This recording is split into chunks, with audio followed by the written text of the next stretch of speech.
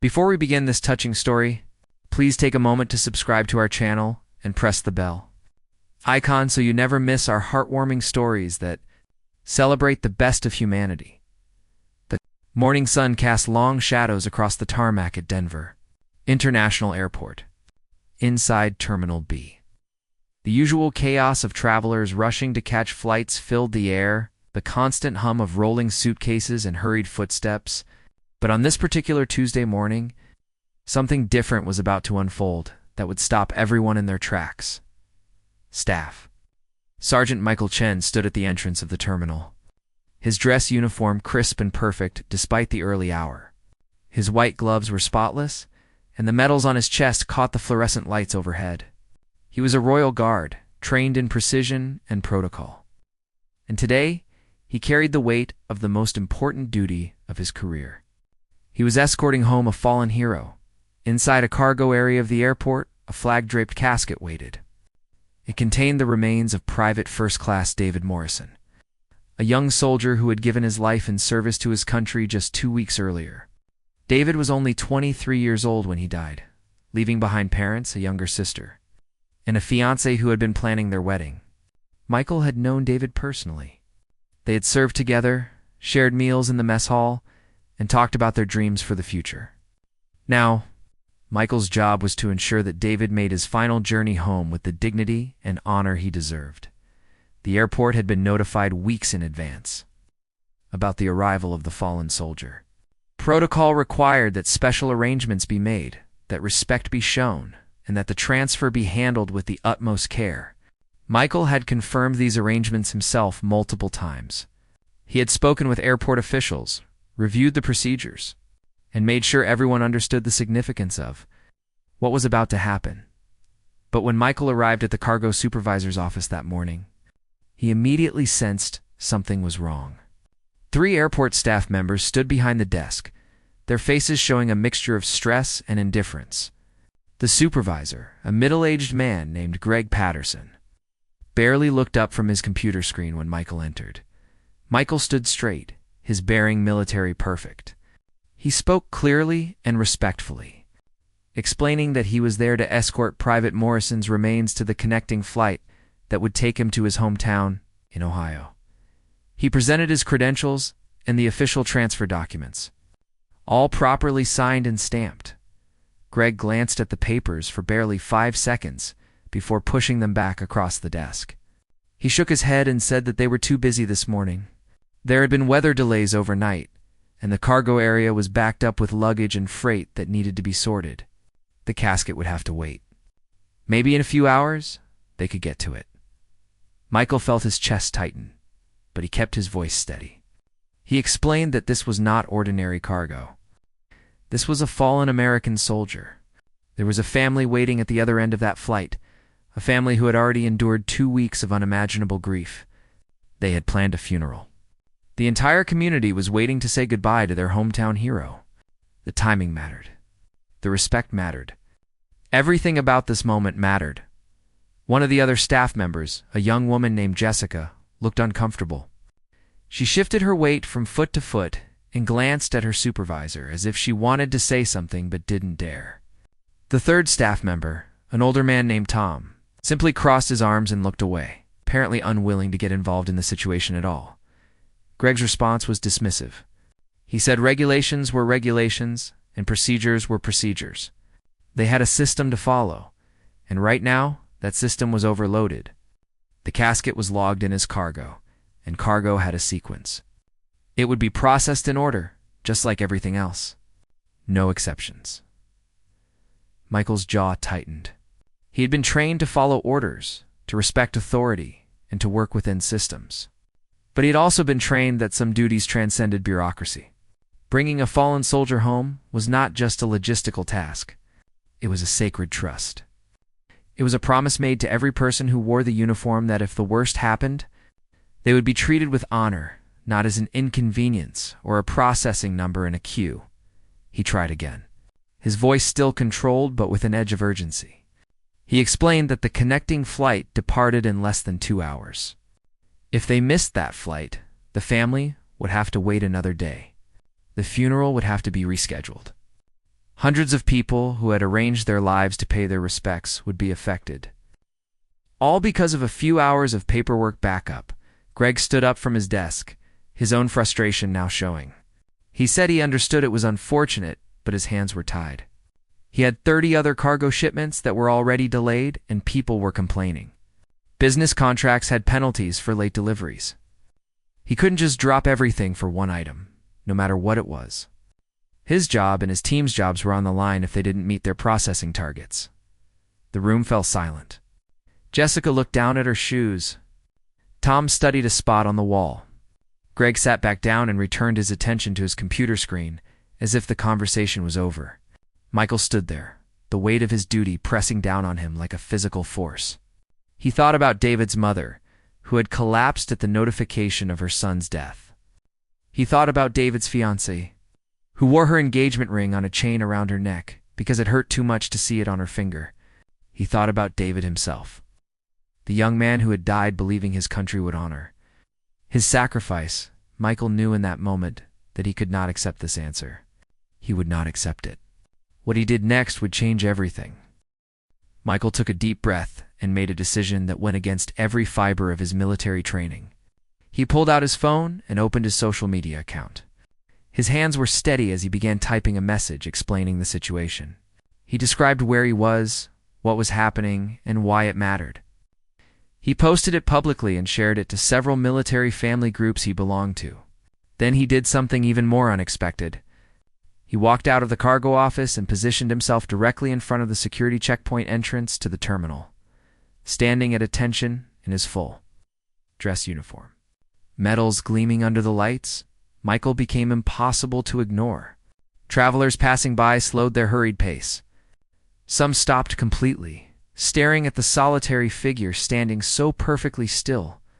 A few people approached him, asking if he needed help or if something was wrong. Michael politely explained the situation to each person who asked. He told them about Private David Morrison. He told them about the family waiting in Ohio. He told them about the airport staff refusing to prioritize the transfer of a fallen hero. Within 20 minutes, something remarkable began to happen. The word spread through the terminal like wildfire. Travelers pulled out their phones and started taking pictures and videos. They posted on social media, tagged news outlets, and shared the story with their friends and family. A woman who had been rushing to catch her flight stopped and stood beside Michael at attention, even though she was in civilian clothes. Then another person joined, and another. Greg Patterson was still in his office, working through his cargo manifest, when his phone started buzzing incessantly. Text messages and calls were coming in from supervisors, from the airport director's office, and even from the regional manager. Social media posts about the situation were multiplying by the minute, and they were not painting the airport in a positive light. People were outraged. Veterans groups were demanding answers. Local news stations were calling for comments. Jessica, the young staff member who had looked so uncomfortable earlier, knocked on Greg's door. Her face was pale as she showed him her phone screen. The story was trending locally. A video of Michael standing at attention had already been viewed thousands of times. Comments were flooding in from across the country. People were sharing their own stories of fallen soldiers, military families, of the importance of honoring those who had served. Some comments were angry, demanding that the airport immediately correct the situation. Others were heartbreaking, from parents and spouses of fallen service members who described what it had meant to them. When their loved one was brought home with dignity, Greg felt his stomach drop. What had seemed like a simple matter of following procedure and managing workflow was rapidly turning into a public relations nightmare. But more than that, as he read through the comments and saw the faces of the people gathering around Michael in the terminal, something else began to dawn on him. He had been so focused on his checklist, his targets, and his daily problems that he had lost sight of the bigger picture. This was not just another box to be moved. This was someone's son, someone's fiancée, someone's friend. He stood up from his desk and walked quickly toward the terminal. Tom followed behind him, finally breaking his silence to say that they should probably figure out how to fix this. When Greg reached the area where Michael stood, he stopped short. The scene before him was unlike anything he had ever witnessed in his 15 years working at the airport. More than 100 people now surrounded Michael, creating a silent semicircle of respect. Some were in military uniforms themselves, having been passing through the airport on their own travels. Others were elderly veterans wearing hats that identified their service branches. Many were ordinary citizens who had simply been moved by the story and wanted to show their support. The crowd was completely silent, standing in solidarity with the lone royal guard, who refused to let his fallen brother be treated as an inconvenience. Near the back of the crowd, Greg noticed an elderly man in a wheelchair. His face was weathered with age, and he wore a faded jacket. Covered in military patches from the Vietnam War, tears streamed down his cheeks as he saluted Michael. Beside him stood a young mother with 2 small children. She had pulled her kids close and was quietly explaining to them why everyone was standing so still, why this moment mattered, teaching them about sacrifice and honor in real time. Greg pushed through the crowd, feeling the weight of dozens of eyes on him. When he reached Michael, he stopped and stood there for a moment, struggling to find the right words. The airport supervisor, who just an hour ago had been dismissive and focused on procedures, now found himself face to face with something that transcended all of that. Michael remained at attention, his eyes forward, his posture perfect. He did not acknowledge Greg's presence with so much as a glance. The silence stretched out, heavy and meaningful. Finally, Greg spoke. His voice cracked slightly as he said he had made a mistake. He said he was sorry. He said that he had allowed himself to forget what really mattered, to let bureaucracy and stress cloud his judgment. He promised that Private Morrison would be transferred immediately, that every protocol of respect would be followed, and that the connecting flight would not leave without him. Michael finally moved, turning his head slowly to look at Greg. For a long moment, their eyes met. Then Michael gave a single, small nod. It was not forgiveness exactly, but it was acknowledgement. It was the beginning of something being made right. Greg turned to Jessica and Tom, who had followed him into the crowd. His instructions were clear and urgent. They were to drop everything else and prioritize this transfer. They were to handle Private Morrison's casket with the reverence it deserved. They were to make sure that every detail was perfect. As Greg and his team hurried back toward the cargo area, something else began to happen in the terminal. One by one, the travelers who had gathered started to line the pathway from the cargo entrance to the gate. They formed 2 lines, creating a corridor of honor. Word spread to other areas of the airport, and more people came. Airport employees from different departments left their posts to join. TSA agents, pilots, flight attendants, janitors, and gate agents all took their places in the growing lines. The transformation happening in the airport terminal was spreading beyond just those physically present. On social media, the story had caught fire in a way that nobody could have predicted. People from around the world were following along in real time, sharing updates, and expressing their support. Veterans from different wars and conflicts commented with their own experiences. Gold Star families, those who had lost loved ones in military service, shared their gratitude that someone was standing up for the dignity their family members deserved. Teachers were showing the unfolding events to their students as a lesson in doing what was right, even when it was difficult in the cargo area. Greg and his team worked with a speed and focus they had never demonstrated before. But this time, their haste was paired with extraordinary care. They moved other shipments aside, creating a clear path. Tom, who had seemed so indifferent earlier, was now meticulously checking every strap and seal on the transfer cart. Jessica coordinated with the receiving airline, ensuring that their crew was prepared and that the gate would be ready. Greg himself supervised every detail, his earlier frustration replaced with a sense of purpose that he had not felt in years. When they brought Private Morrison's flag-draped casket out on the specialized transfer cart, they moved slowly and deliberately. There was no rushing now, no treatment of this as just another item to be processed. Greg walked beside the casket, his hand resting lightly on the flag. Tom and Jessica flanked the other side. All 3 had tears in their eyes, finally understanding the weight of what they were doing, the significance of the life they were helping to honor as the procession emerged into the terminal. Moving toward the corridor of people who had gathered, A hush fell over the entire area. The normal sounds of airport announcements and background noise seemed to fade away. Everyone who had lined up stood at attention. Those in military uniforms saluted. Civilians placed their hands over their hearts. The elderly Vietnam veteran in the wheelchair lifted his trembling hand to his forehead in the sharpest salute his aged body could manage. Michael fell into step beside the casket, taking his position as the escort. His role was to ensure that Private Morrison was never alone, that someone who understood the sacrifice would be there for every step of this final journey. As they moved through the terminal, passing between the two lines of silent, respectful strangers, something profound was happening. In a world that often seemed divided and disconnected, in a time when people rushed past each other without acknowledgement, this moment was different. Everyone present was united by something bigger than themselves. A businessman in an expensive suit stood, shoulder to shoulder with a college student in torn jeans. A grandmother with silver hair stood beside a teenage boy with purple hair and multiple piercings. Their differences, whatever they might have been in any other context, were irrelevant now. They were all Americans, all humans, all recognizing the sacrifice that had been made on their behalf.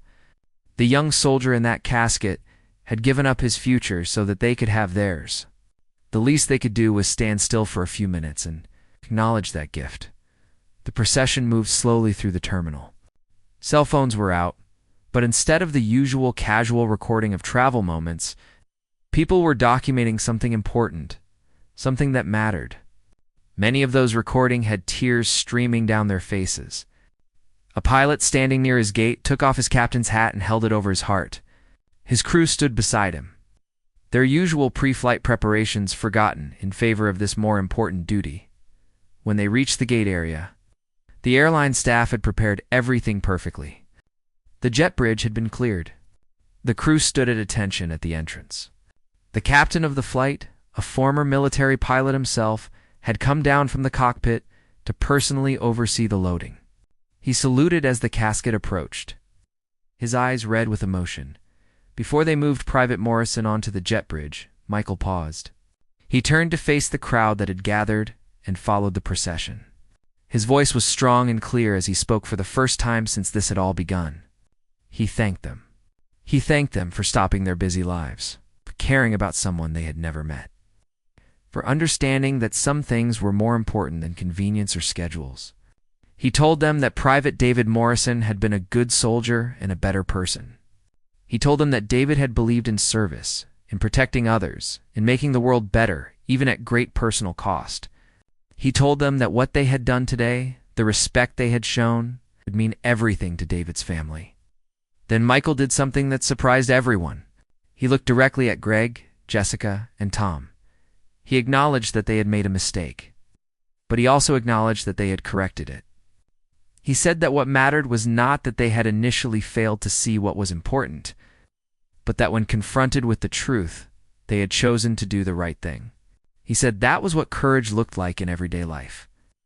Admitting you were wrong and making it right, Greg could barely hold himself together. In his 15 years at the airport, he had processed thousands of shipments, dealt with countless travelers, and solved innumerable logistical problems. But he had never truly understood the purpose behind what he did until this moment. He had been so focused on efficiency and metrics that he had forgotten these were not just packages and passengers. These were people's lives, people's stories, people's most important moments. The airline crew carefully loaded Private Morrison's casket onto the plane. They secured it according to protocol, but with a tenderness that went beyond any written procedure. The flag was straightened multiple times, ensuring it lay perfectly. When everything was ready, Michael boarded the flight to continue his escort duty. He would stay with David until he was home, until he was delivered to his family, till his mission was complete. As the jet bridge door closed and the crowd began to slowly disperse, something hung in the air. It was not just emotion, though there was plenty of that. It was not just respect, though that was present too. It was a reminder of something people sometimes forgot in the rush of modern life. It was a reminder that behind every system, every procedure, every transaction, there were human beings with stories that mattered. There were families who loved them, dreams they carried, and sacrifices they made. The flight took off on time, carrying Private Morrison home to Ohio. Michael sat in the cabin, his dress uniform still crisp despite the emotional intensity of the morning. He stared out the window at the clouds below, thinking about David, about the family waiting at the other end, and about what had just transpired at the airport. In all his years of military service, he had witnessed many acts of courage and honor. But what had happened back in that terminal was something different. It was ordinary people choosing to be extraordinary. Back at Denver International Airport, the crowd had dispersed, but the impact of what had occurred continued to ripple outward. Jessica returned to the cargo office, but she could not focus on her normal duties. She kept thinking about the elderly veteran in the wheelchair, about his tears, about his salute. She wondered who he had lost, what battles he had fought, what sacrifices he had made. She realized that every day, people like him passed through this airport, carrying stories she would never know unless she took the time to see them as more than just passengers or problems to solve. Tom sat at his desk, staring at his computer screen without really seeing it. He had worked at the airport for 20 years, and somewhere along the way, he had stopped caring. It had become just a job, a paycheck, a way to get through the days until retirement.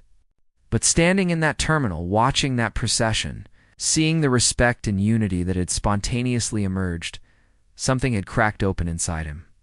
He remembered why he had taken this job in the first place.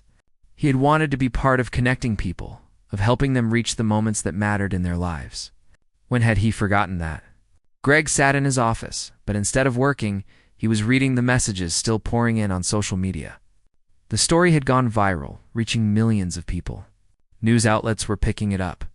But what struck Greg most were not the angry comments about the initial refusal, but the praise for eventually doing the right thing. What struck him were the personal stories people were sharing. A woman wrote about her brother who had died in Iraq and how airport staff had treated his casket roughly, how it had traumatized her family. A man shared about his father who had served in Korea and how he had always said he hoped when his time came, people would remember that soldiers were more than just uniforms. A Gold Star mother described the moment her son had been returned to her, and how the honor and respect shown in that moment had been the only thing that had given her strength to keep living. These stories broke something open in Greg. He called Jessica and Tom into his office. When they arrived, he was not the stressed, dismissive supervisor they had known. He was vulnerable, honest, and determined. He told them that what had happened that morning could never happen again. He said they needed to change how they operated, not just in terms of official protocol, but in terms of how they saw their work and the people they served. He proposed that they develop a special program for handling the remains of fallen service members, one that would ensure this kind of situation would be impossible in the future. Jessica immediately agreed, her enthusiasm evident. She suggested they could create a dedicated team that would be on call specifically for these situations. People who were trained not just in the logistics, but in the meaning behind what they were doing. Tom, usually so quiet and withdrawn, spoke up with his own idea. He said they could work with local veterans groups to have volunteer honor guards available at the airport, so that fallen heroes would always have escorts from their community. People who understood and cared. The three of them spent the rest of the afternoon drafting a proposal. They researched what other airports did, reached out to military liaisons, and contacted veterans organizations. By the end of the day, they had a comprehensive plan that they submitted to airport management. The response came faster than they expected. The airport director called Greg personally, saying that the events of that morning had been a wake-up call for the entire organization. The proposal was approved immediately and would be implemented within the month, but the impact of that Tuesday morning extended far beyond airport policy. The story had touched people across the country in ways that continued to unfold. In Ohio, the Morrison family had been watching the social media updates in real time. David's mother, who had been barely functioning since her son's death, found unexpected comfort in knowing that complete strangers had stopped their lives to honor her boy. His fiancée, who wore his engagement ring around her neck, felt less alone, knowing that the country had not forgotten what David had given. His younger sister, who had been angry at the world, found some peace in seeing that people cared, When the plane landed in Ohio, another scene was waiting. The local community had organized their own honor guard. Hundreds of people lined the route from the airport to the funeral home. Fire trucks formed an arch with their extended ladders, American flags draped between them. Motorcycle clubs of veterans revved their engines in salute. Schools had let students out to line the streets with flags.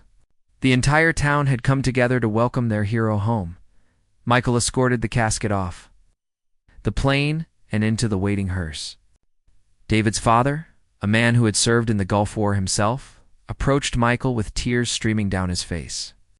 He embraced the royal guard who had stood up for his son, who had refused to let bureaucracy diminish his boy's sacrifice. No words were necessary. The hug said everything. Michael had kept his promise. He had brought David home with honor. The funeral 3 days later was attended by thousands. People from all over the country traveled to be there, including many who had been in that airport terminal. Greg, Jessica, and Tom flew in on their own time and expense. They stood in the back of the church, witnessing the full measure of the life they had almost treated as an inconvenience. They saw the childhood friends who shared stories of David's kindness. They saw the teachers who described his dedication. They saw his military brothers and sisters who spoke of his courage. They saw his family, broken but not destroyed, finding strength in the community's love. After the service, David's mother sought out Greg. She had learned his name from the news stories and had asked to meet him. When they stood face to face, she took his hands in hers. She thanked him for changing his mind, for doing the right thing in the end. She told him that knowing her son had been treated with respect in those final hours of his journey home had given her a measure of peace she desperately needed. She said that everyone makes mistakes, but not everyone has the courage to correct them. In the weeks following David Morrison's funeral, the story continued to resonate across the nation. What had started as a single royal guard standing up for a fallen brother had become a movement of sorts. Airports across the country began reviewing their own protocols for handling military remains.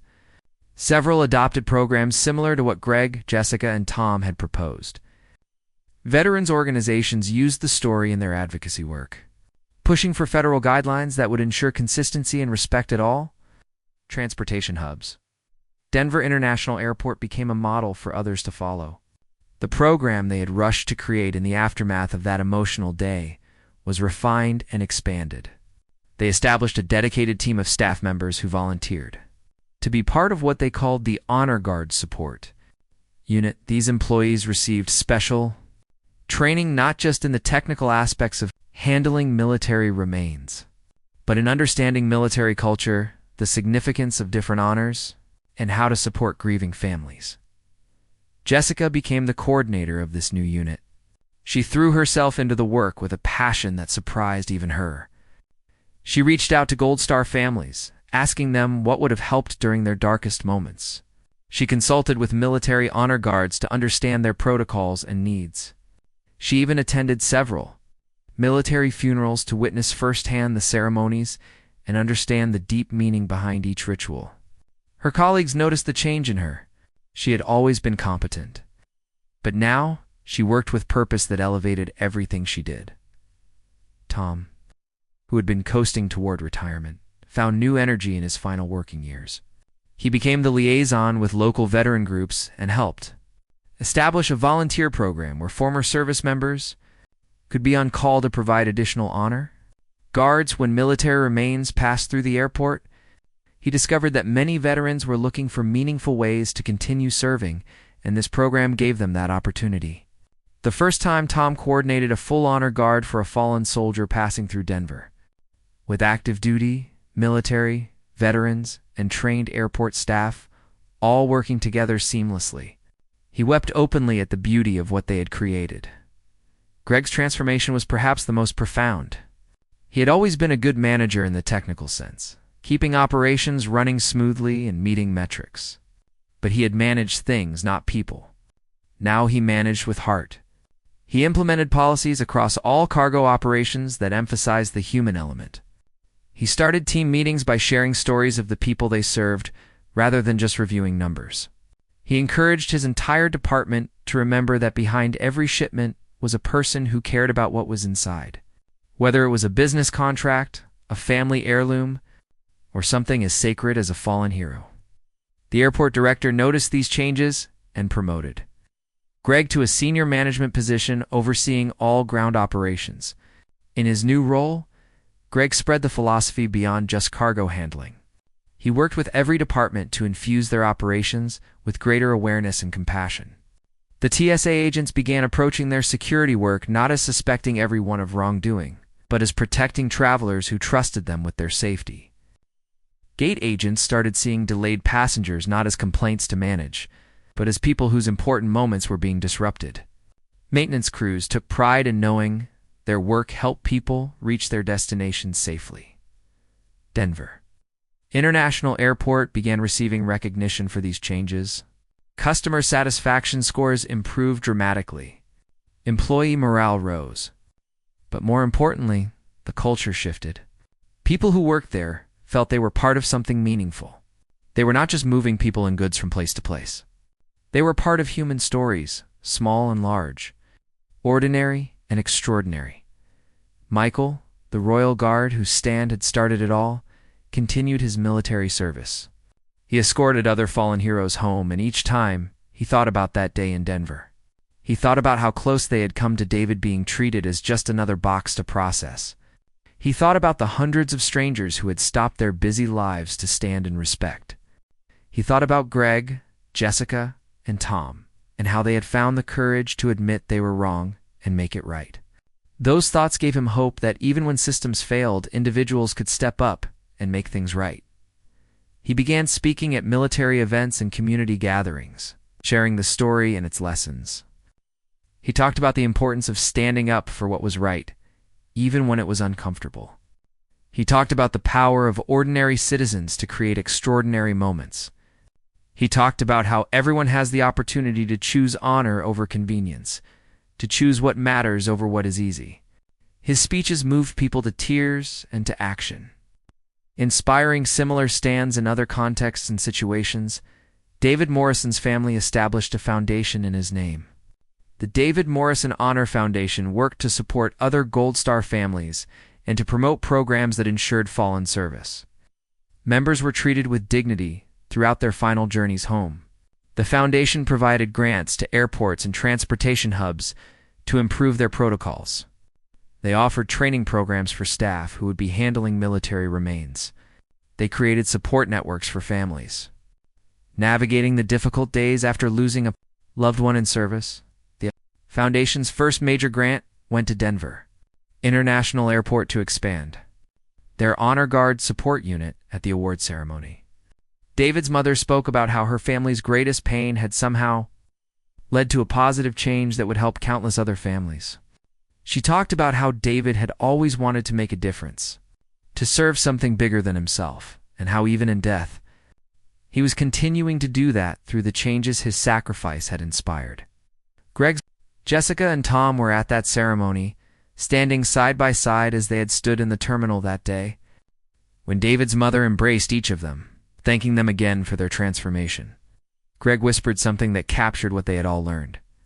He said that David had taught them to see clearly, to remember that their work was never just about procedures and efficiency. It was always about people and the moments that defined their lives. Every interaction was an opportunity to either diminish or honor someone's story, and they had chosen to honor. 1 year after that transformative morning in the Denver airport terminal, a special ceremony was held to commemorate the changes that had rippled out from that single moment. The airport had invited everyone who had been part of the story to return. Michael flew in from his current assignment. Veterans who had been passing through that day made arrangements to attend. The businessman in the expensive suit, the college student in torn jeans, the grandmother with silver hair, and the teenage boy with purple hair, all found their way back. Even some of those who had only participated online, following the story from afar, traveled to Denver to be part of this moment of reflection and gratitude. The ceremony took place in the same terminal where it had all happened. A permanent memorial had been installed, a beautiful bronze sculpture showing a royal guard standing at attention beside a flag-draped casket, with silhouettes of ordinary citizens standing in respect around them. A plaque explained the story of Private David Morrison and the day that an entire airport, and eventually a nation, had been reminded of what really mattered. The memorial served as a daily reminder to travelers and staff alike that behind all the rushing and routine, there were opportunities to pause and honor what deserved to be honored. David's family stood before the memorial, his mother running her fingers over the engraved letters of her son's name. His father stood beside her, one arm around his wife, the other around their daughter. David's fiancée held a bouquet of white roses, David's favorite flowers.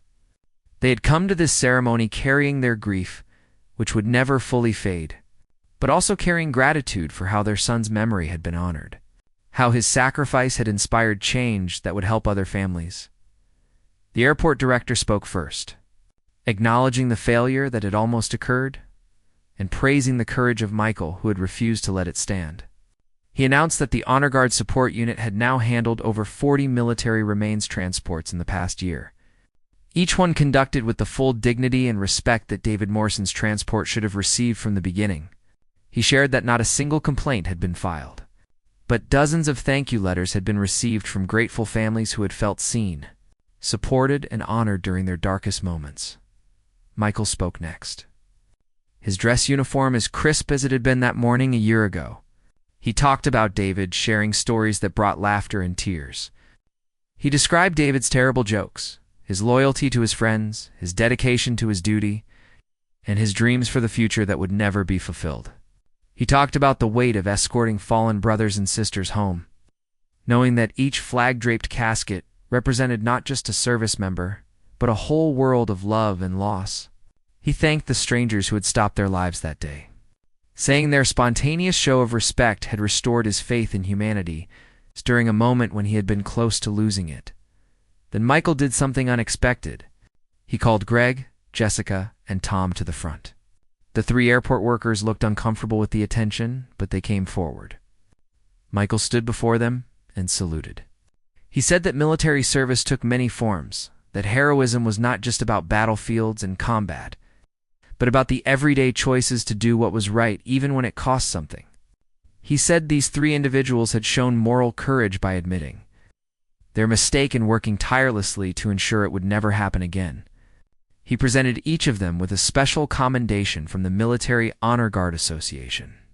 Recognizing their service to fallen heroes and their families, Greg accepted his commendation with shaking hands and a face wet with tears. When asked to speak, he struggled to find words. Finally, he said that a year ago he had been a man who had forgotten why his work mattered. He had been buried in procedures and metrics, treating people like numbers on a spreadsheet. He said that Private Morrison and Staff Sergeant Chen had given him back his purpose, had reminded him that every single person who passed through this airport was living a story that mattered. He promised that he would never forget that lesson again, and he challenged everyone listening to remember it in their own work and lives. Jessica spoke about how the experience had changed her career path entirely. She had been planning to leave the airport industry, feeling unfulfilled and disconnected from her work. Now, she could not imagine doing anything else. She talked about the families she had been able to help over the past year, how she had held crying mothers, how she had coordinated with military units, how she had witnessed communities coming together to honor their fallen. She said that every time she helped bring a service member home with dignity, she felt David Morrison's presence, as if he was guiding her to do better, to care more, to see the humanity in every situation. Tom, always a man of few words, simply said that he had spent 20 years sleepwalking through his job, but now he was awake. He said he wished he could go back and do those 20 years differently, with the awareness and purpose he had now, but since he could not, he was determined to make the most of the time he had left. He said that when he retired in 2 years, he would continue volunteering with the Honor Guard support unit because this work had become more than a job. It had become his way of serving, his way of giving back, his way of honoring not just fallen heroes but all the people who had served while he had remained comfortable at home. The elderly Vietnam veteran who had been in the wheelchair that day was also present. He had asked to speak, and when he was given the microphone, he rolled himself to the front of the gathered crowd. His voice was strong despite his aged body. He said that he had lost most of his platoon in 1968, that he had carried that grief for over 50 years. He said that for most of that time, he had felt that the country had forgotten. The sacrifices made by him and his brothers had been dismissed or ignored. But standing in this terminal a year ago, watching hundreds of strangers stop to honor a young man they had never met, something had healed in him. He said it had shown him that Americans did remember, did care, did understand what had been given on their behalf. He said he could finally let go of some of his anger and bitterness, finally believe that the sacrifices had not been in vain. His words brought almost everyone to tears. The ceremony paused for several minutes as people composed themselves, as strangers hugged, as the weight of shared emotion connected everyone present. It was a reminder that healing could happen in unexpected ways, that one moment of doing the right thing could ripple out to touch lives in ways it's impossible to predict or measure. The ceremony concluded with a moment of silence for all fallen service members, past and present. As the crowd stood in stillness, the morning sun streaming through the terminal windows created patterns of light across the memorial. It felt sacred. This ordinary airport terminal transformed into a space of profound meaning. When the silence ended, a bugler played taps, the mournful notes echoing through the space, carrying with them the grief of countless losses and the gratitude of a nation. As people began to disperse, something beautiful happened organically. They did not rush away to catch flights or return to their daily routines. They stayed. They talked to each other. Veterans shared stories with younger travelers who asked questions about their service. Gold Star families connected with each other, exchanging contact information and promises to stay in touch. The college student with torn jeans stood deep in conversation with the businessman in the expensive suit, their initial differences meaningless in the face of shared values and experiences. The grandmother with silver hair held the hand of David Morrison's mother. Two women from different worlds connected by grief and hope. Michael stood to the side, watching it all unfold. He thought about David, about the vibrant young man who had loved bad action movies and spicy food, who had wanted to be a teacher after his military service ended, who had proposed to his girlfriend on a beach at sunset. He thought about how David's death, as tragic and unfair as it was, had somehow created ripples of positive change that continued to expand. He thought about the families who had been spared additional pain because of the new protocols. He thought about the airport workers who had rediscovered purpose in their jobs. He thought about the strangers who had been reminded of their shared humanity. A young girl, perhaps 8 years old, approached Michael shyly. Her mother stood a few feet back, encouraging her. The girl asked if Michael was the soldier from the story, the one who had stood up for his friend. Michael knelt down to her level and confirmed that he was. She asked if it had been scary to stand there alone, not knowing if anyone would help. Michael thought about the question seriously before answering. He told her that yes, it had been scary, because doing the right thing often was. But he said that fear was okay as long as you did not let it stop you from doing what you knew was right. He said that the bravest people were not those who never felt afraid, but those who felt afraid and acted anyway. The little girl nodded solemnly, as if she understood something important. Then she surprised Michael by giving him a salute. It was imperfect, her hand not quite at the right angle, but it was sincere. Michael returned her salute with precision and respect, recognizing that this child represented the future, that the lessons of this day were being passed on to the next generation. Her mother mouthed a thank you over her daughter's head, tears glistening in her eyes. As the afternoon wore on and people finally began to leave, the memorial remained, a permanent testament to a moment when everything could have gone wrong, but instead went right. It stood as a reminder that systems and procedures were important, but people were more important. It reminded travelers rushing to catch flights that sometimes the most important thing was to stop, to bear witness, to show respect for what mattered. It reminded workers that their jobs were never just jobs. They were always opportunities to impact human lives in meaningful ways. Greg, Jessica, and Tom stood together before the memorial one last time before returning to their duties. They reflected on how much had changed in a year, how different they were as people and as professionals. They talked about the families they had served, the honors they had facilitated, the small ways they had been able to bring comfort during impossible times.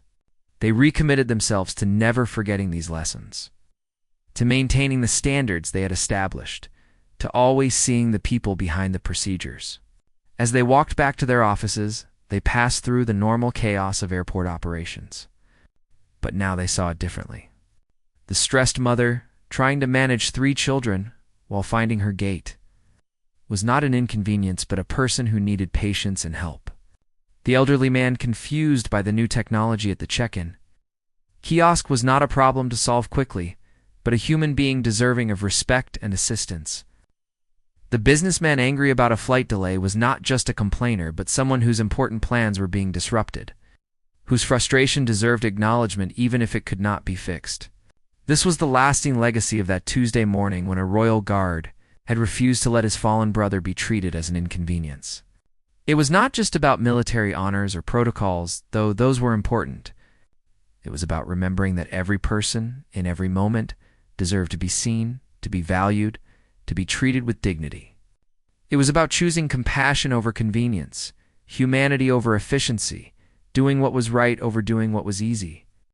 The story of Private David Morrison, Staff Sergeant Michael Chen, and 3 airport workers who found their way back to purpose became more than just a viral moment. It became a parable for modern times, a reminder of what was possible when people chose to care, when they chose to stand up for what mattered, when they chose to see each other as fellow humans, deserving of respect and honor, and in terminals and workplaces across the country.